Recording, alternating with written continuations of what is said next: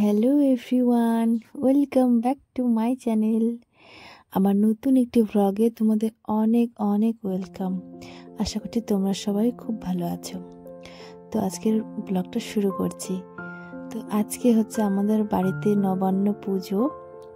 তো এই যে দেখো, আমাদের বাড়িতে পুজো শুরু হয়ে গেছে। বাবা পুজোতে বসেছে। আর বাবা তো আজকেই আসলো, এসে ফ্রেশ হয়ে স্নান টান করে পুজোতে বসে গেছে। আর আমরা এদিকে মা, আমি আর দিদিও এসেছে আজকে। তো আমরা সবাই মিলে পুজোর জোগাড় করে রেখেছিলাম যাতে দেরি না হয়। আর এই যে দেখো, বাবা এখানে পুজো করছে আর মা এদিকে হেল্প করছে, দিদি হেল্প করছে আর আমি ভিডিও করছি।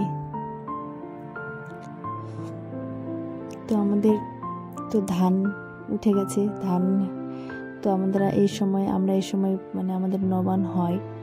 জানি না তোমাদের হয় কিনা, তোমরা কমেন্টে বলবা। আমাদের তো হয় প্রতি বছর।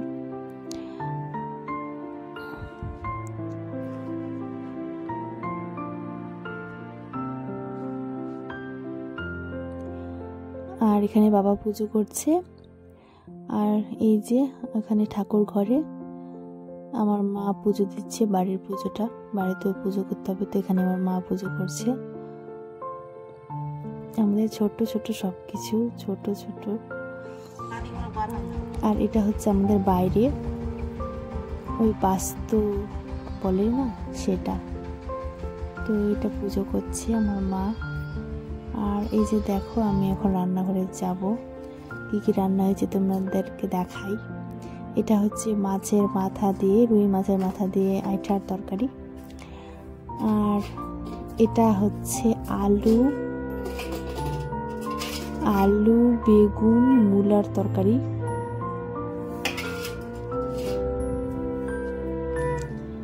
আর এটা হচ্ছে মাছের ঘন্ট আর কি, রুই মাছের।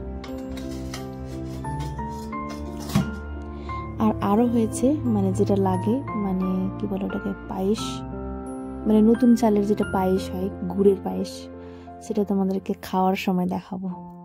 আর এই যে দেখো, এখানে দিদি দিচ্ছে, মানে আমাদের যারা ছিলেন দাদু দিদা, আমার মায়ের বাবা মা, আমার বাবার বাবা মা, তাদেরকে এভাবে কলা পাতায় করে আমরা একটু মানে খাবারটা বেড়ে দিই আর কি,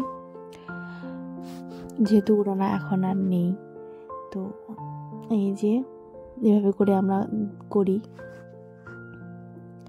তোমরা কিভাবে করো আমাদেরকে বলবা, কমেন্টে জানাবা।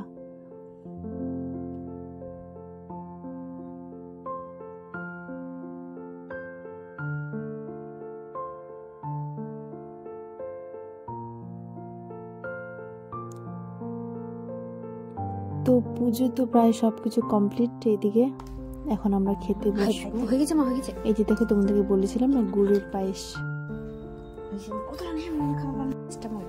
আর সঙ্গে বুনিয়া আর ফল।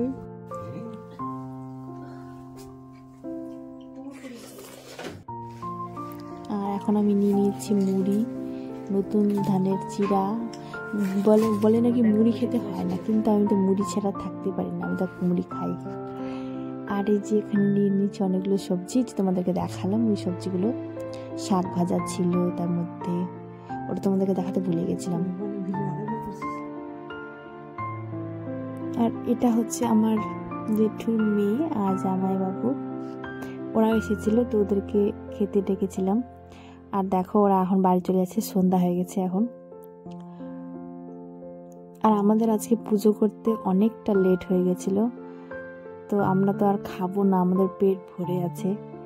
তো আমাদের গ্রামের বৌদিগুলো, ওদেরকে আমরা ডেকে আমাদের বাড়িতে খাওয়ালাম। এরকম নিয়ম, মানে নিয়ম বলতে খাওয়ায় আর কি সবাইকে নবান্নের দিন। তো আমরা ওদেরকে ডেকেছিলাম খেতে আমাদের বাড়িতে। তো আজকের ব্লগটা আমি এখানে শেষ করছি। তোমাদের যদি ভালো লাগে তো অবশ্যই একটা লাইক করো।